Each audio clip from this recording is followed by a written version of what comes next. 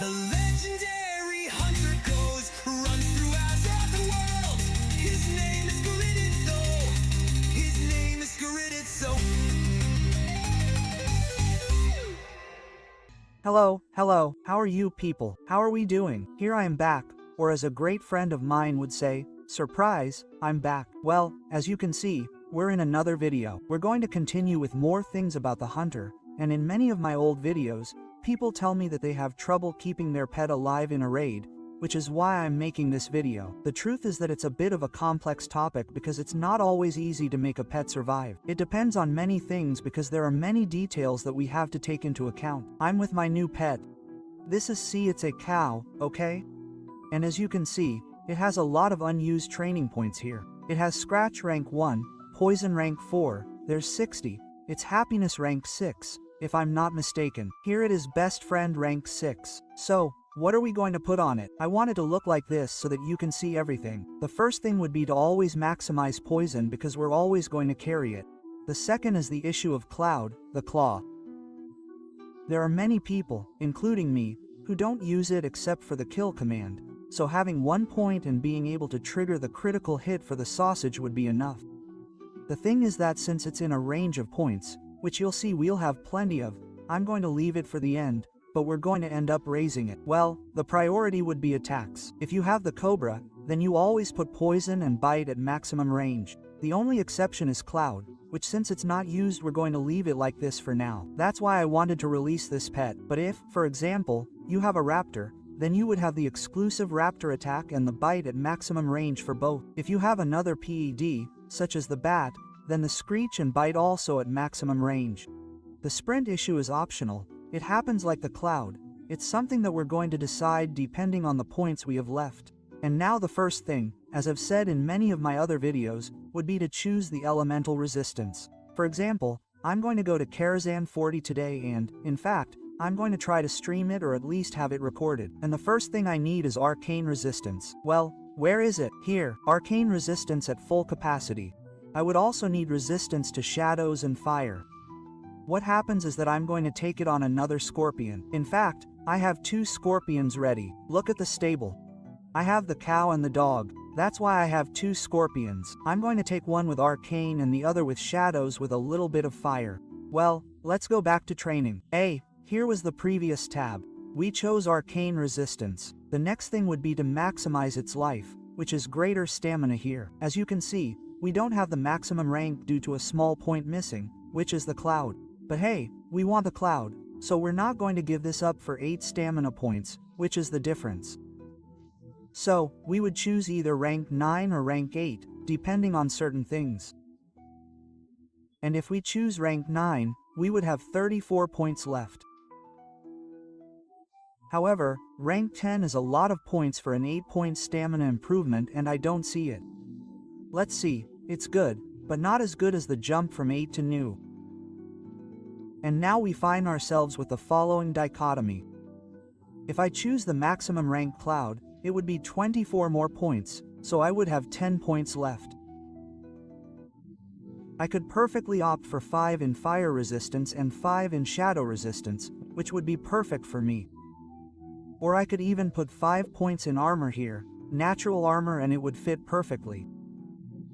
The other option is to choose a higher rank of fire resistance, as I'm going to do now, although it's not necessary, but oh well.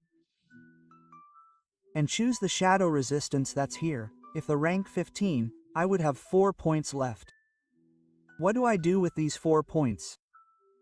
If you notice, the Cloud, gives me the Cloud rank 2 and well, it would be a slightly more defensive way of carrying the pet. I could also choose natural armor rank 1, but we would have 4 loose points. So, well, Cloud rank 2 and that's it. And that would be a shame. Oh, no, I have 1 point left. Well, that's it. Natural armor, which won't be noticeable, honestly. 50 armor won't be noticeable, but oh well, there it is. That's how I would have my pet prepared for today's Karazhan 40. How does the pet usually die? Well, the pet usually dies from single target attacks. In what scenarios will the pet die from these single target attacks? It's very difficult for him to steal aggro, so enemies will rarely attack him. The biggest problem is the debuffs or stickers, the dots, as they're usually called, which deal periodic damage to a single target and don't spread the damage. For example, those of you who've played Black Wheeler and completed Nefari know that if you stand in front of Nefarian, he'll spit flames at you, which is why you have to wear the Onyxia cloak because you'll get this debuff that burns you. Well, that debuff that burns you, even though the cone of fire is area damage, since it gives you a debuff, it's applied individually, which is what kills the pet. Well, these types of damage calculations that are made taking into account only one target and not an area explosion are what will kill the P. That's why you have to know how to move it and avoid those areas. The first thing is for it to attack at maximum melee range. Okay, this is the most important thing. If you look closely, let's see, maximum melee range. At what point can I hit melee? Here I can already hit melee. This would be maximum melee range. As you can see, there's a gap between me and the dummy. But if I send the pet to attack, notice that it goes completely 0 yards away. So how do you do this? Well, what we do is send the pet to attack. Here I just stop it. Notice, I stop it. It's a little bit. Now what we have to do is stop it and then we send it to attack. I'm going to repeat it. I send it to attack. I stop it when it's at a distance and notice that it's already attacking at a little more distance. This would be a bit of a refinement. I've gone overboard here. It's pixel perfect. It's very difficult, but there it is. I think this would be the maximum ML range of the pet. But if it's more or less like this, instead of literally being melee, it's already a pretty big advantage. Especially on bosses that have a large hitbox, like this old man here, the little tree, the pet would go right under your feet, but I'm convinced that at maximum melee range you can hit him from here. So, the difference between being where the flame is and where I am is huge. And if you manage to get the pet to hit from here, it will have more distance to travel to save itself. The second thing is to have good control of the pet, because to do this it is difficult with the basic controls, which are control, I think control 1, 2, 3, CU and such, it is very difficult. So, what we are going to do is put ourselves on the mouse wheel, which is what I have or what I recommend, the command to follow me, the attack command I have on the forward wheel and the command to stop the pet we can have wherever we want, in an easy bind. For example, I have it on the shift, but I also have it on the mouse wheel. I also have another button on my mouse that if I turn it to one side, it does that. So, there it is. I have it more or less in my right hand. While it doesn't affect my rotation to do 1 or 2, I want my right hand to be a metronome, so then it doesn't affect me to control the pet while I do this. I can press 2 and keep the pet here moving it like crazy. No, it doesn't bother me to press Control 1, Control 2, while I'm shooting arrows. That's the idea, that you can control the pet without disturbing your main rotation.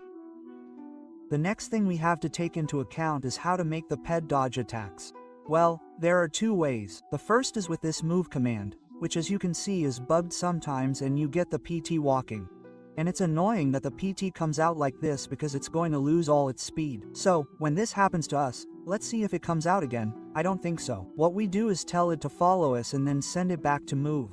For example, it would be something like this command that I did, although it didn't start moving, it could be fixed or there's a chance that it could be fixed. This command has a problem and that is that if we do this, I'm going to do this shot all the time so you can see, okay? I have the thing here next to me and I can't stop casting this shot, it won't let me. Okay, you see, the moment I use this ability it's like I'm casting. It doesn't share the global cooldown, but I have to stop casting. So it would be at 1, at the moment when I complete the basic attack or finish the steady shot, that would be when I could move the P, so you have to be careful with that and sometimes we want to cancel the attack to move the P in this way, which I also recommend that you have this video on something with the mouse or something easy that doesn't bother your skill hand, because if you often want to be dodging, jumping, whatever and you want to move the PT, well, it's going to cost you a lot. So, that's why it's important to choose the bindings well. And finally, there's another way to protect the pet and that's to hide it. If you've gone to Necromas, You know who Saphiron is, this ice dragon? Well, he summons some ice cubes and you have to hide behind them. Or lost mechanics in which you have to call him a boss, like for example Chromagus or Firemayo in Black Wheeler. Well, it's important to know that if I come and hide like this, the pet will stay loose here. So, if I want the pet to be here at that point, then what do I have to do if I want the pet to end up right where I have the flare? Well, the first thing we're going to do is walk with the Q and the E, specifically with the Q. If we walk with the Q, notice that the pet is at my feet.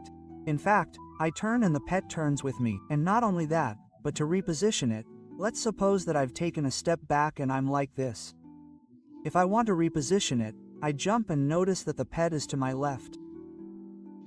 So, if I walk and come with the Q, I would already have this done. Look, I came with the Q and the P has stayed right here. There's one detail that you have to keep in mind, which is that if we're walking like this, for example, now I turn and jump. In theory, if I jump, the P should be placed to my left, but since there's no path, look what it does, it's placed in front, so it would be out of the way. If you want to do this trick, you have to move a little bit away here or there and then you get in.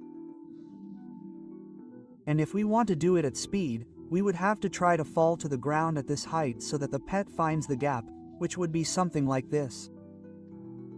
Look, and it's placed where I am. Okay, I've taken a step forward, it should be further back, but here, that would be the key. And this skill is important. It seems a bit like parkour, a bit silly, but I recommend that you practice the jump, especially for when you go to the branches in Saphiron. And well, if not, then you have the shoe command, that is, you go with Q, you hit the shoe and you put it here and that's it. Okay, that would be the other option. The thing is that many people either don't use this skill or have it wrong, or even the pet comes out walking or they forget to tell you to follow them, you leave the pet attacking, you come and then what, it's very far away. That's why it's important to have the binaries. So, as a general review, before finishing the video, the issue of prioritizing life and elemental resistances, especially the main resistance, which in my case would be arcane, we maximize it, then we leave life between range 8 or 9 and what we have left over, armor, a little resistance or even lower the range of the unimportant attacks such as Cloud. Don't do this with Bite, only with Cloud because it's the attack we don't use because it doesn't give DPS. The second concept is to attack with the maximum melee range pet, which would be something like this. In fact, you can see that normally we would do it by sending the pet at full speed. To go into melee, we push it back, to stay still here and it is hitting there at a good distance.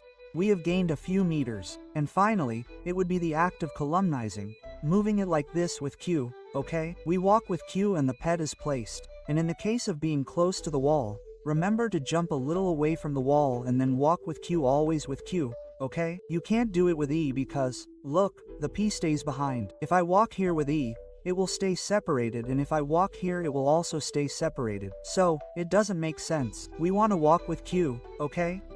Important with Q or even if you don't want to walk with Q, the idea would be to jump here looking forward, so that the EP stays still and doesn't hide.